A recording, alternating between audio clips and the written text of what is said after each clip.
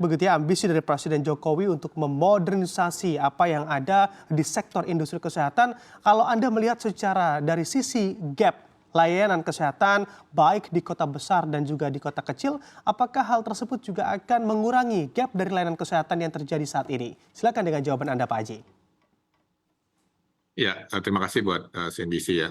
Jadi bukan hanya saat ini ya, tapi sejak awal pada waktu COVID kita sangat melakukan transformasi, khususnya bagaimana teknologi digital ini bisa mengurangi gap pelayanan, termasuk juga coverage ya. Kita bersama Indonesia ini luas sekali gitu ya, dan terdiri dari daerah-daerah baik yang ada di rural maupun dan sebagainya.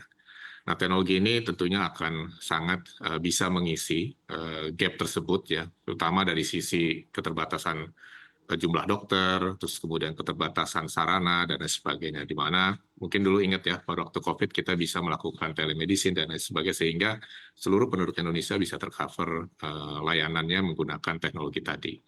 Nah, saat ini kita terus melakukan transformasi. Salah satu pilar transformasi kita adalah teknologi kesehatan, di mana di dalamnya kami melakukan digitalisasi, baik vaskes-vaskes yang di kota maupun juga vaskes-vaskes yang di daerah, seperti misalnya di daerah Papua dan sebagainya. Nah, itu kita lakukan digitalisasi, karena dengan digitalisasi akan memangkas bukan hanya efektivitas layanan ya, waktu tunggu, terus kemudian juga waktu untuk melakukan layanan, termasuk menjangkau daerah-daerah dengan dokter spesialis. Oke, baik. Lalu apa saja, Pak Haji, langkah strategis yang sedang diambil oleh Kementerian Kesehatan RI untuk mendorong adopsi teknologi digital di rumah sakit saat ini? Ya, jadi sejak setelah mulai berakhirnya pandemi gitu ya, belajar pada waktu COVID, di mana kita bisa melakukan integrasi layanan, yaitu begitu masyarakat datang ke laboratoris, terus kemudian kita bisa tahu penyakit yang mereka derita. Jadi penting sekali dilakukan digitalisasi. Kita sudah memiliki blueprint yang di-start pada tahun 2021 dan kemudian akan berakhir tahun ini, dan saat ini sedang menyiapkan the next blueprint-nya ya, sampai dengan 2029. Nah, langkah strategis yang kita lakukan adalah pertama kita harus melakukan integrasi layanan kesehatan, dan kemudian meminta seluruh vaskes harus melakukan digitalisasi, baik yang sifatnya di front end maupun di back end, dengan mendigitalkan rekam medis elektronik, sehingga dokter-dokter, pasien bisa mengakses data rekam medisnya, tidak perlu lagi bawa kertas ya, termasuk hasil lab, obat-obatan dan sebagainya, sehingga tentunya ke depan tidak ada lagi itu pertanyaan punya riwayat alergi ya, kemudian ada riwayat jantung nggak, kemudian kemarin habis minum obat apa, karena dokter bisa mengakses data rekam medis elektroniknya. Kemudian di sisi lain kita bisa menerapkan teknologi-teknologi yang terbarukan ya, seperti minggu lalu, 2 minggu yang lalu lah, kami baru saja meluncing genomik. Kita ingin memadukan antara data klinis, data genomik, sehingga ke depan basis kesehatan, layanan kesehatan kita akan lebih precise ya, yang kita sebut namanya precision medicine. Oke, baik Pak Haji. Tentunya dengan adopsi atau inovasi teknologi digital ini membutuhkan anggaran, Pak Haji, yang tentunya juga tidak sedikit.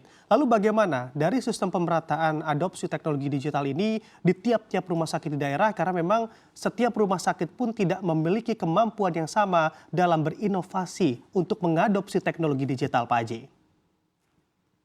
Ya, jadi banyak sekali sebenarnya yang kita support itu ya ke daerah-daerah, termasuk beberapa rumah sakit. Salah satunya adalah kita punya anggaran besar ya, dibantu oleh World Bank untuk memodernisasi peralatan-peralatan yang ada di masing-masing provinsi, sehingga bukan lagi memperkuat yang ada di Sentral Java saja gitu, di Pulau Jawa, tetapi juga daerah-daerah, dengan meningkatkan menambah itu alat-alat seperti misalnya cath lab dan sebagainya, sehingga masyarakat tidak perlu bersentral ke Pulau Jawa.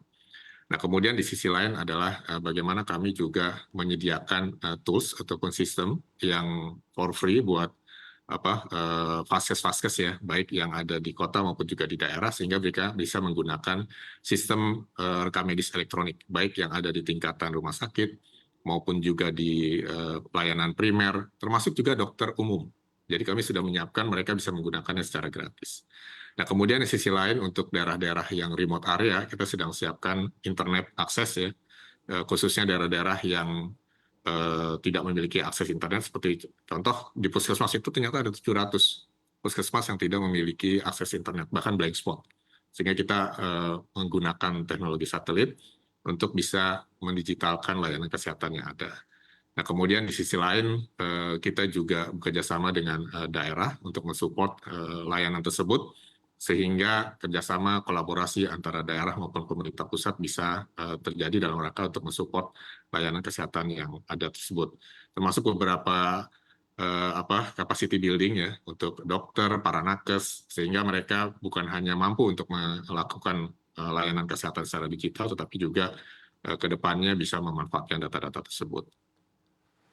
Oke, baik Pak Haji. Dalam transformasi digital di industri kesehatan atau pelayanan kesehatan di tanah air kita, sebetulnya tantangan besar apa yang juga selalu hinggap dalam perjalanan atau target-target dari transformasi digital di negara kita, Pak Haji?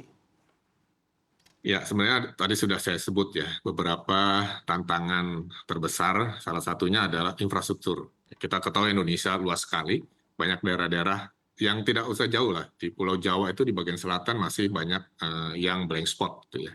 Nah, jadi tantangan infrastruktur ini juga sangat besar, makanya kita kerjasama dengan para provider termasuk Kominfo untuk mensupport agar daerah tersebut bisa difasilitasi akses internet terlebih dahulu. Nah, kemudian yang berikutnya lagi tentunya sistem informasi. Bagaimana sistem informasi ini kan harus dikelola dengan baik, dan kemudian yang berikutnya lagi tentunya talentnya sendiri ya, para tenaga kerja kesehatan tersebut haruslah memahami digitalisasi yang ada. Termasuk berikutnya lagi adalah digital literasi. Bagaimana nanti masyarakat bisa memanfaatkan teknologi digital dengan baik dan tentunya aman. Ya. Dan baru nanti berikutnya lagi juga masalah keamanan datanya. Ini juga concern untuk kita lakukan mitigasi termasuk juga pencegahan ke depannya.